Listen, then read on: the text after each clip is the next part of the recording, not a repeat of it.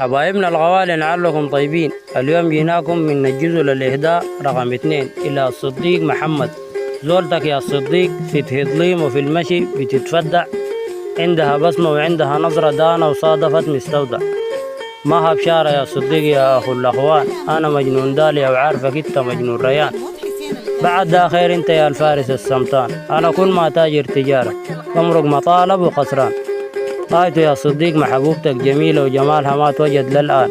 البيت كهربا جاهزة تكهرب النصيح وتعالج المرضان. يا خليتني لجيت فيك حرفا متين وملان، صفار خدك نافست تبرل منه الدهابي، كل وردية يوماتي برجع قمحان.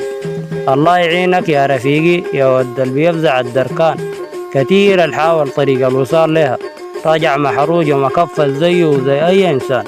لكن الغريب والشي محيرني يا الأخوان، الصديق مشى بيتهم الحارسينه ب2000 جندي حاطينهم ديدبان.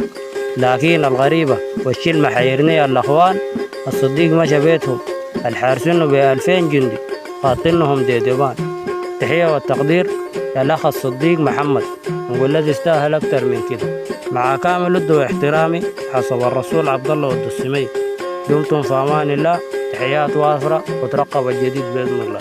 يا مراحل. حصريا على قناة الماحي أبو مجدي العقلي.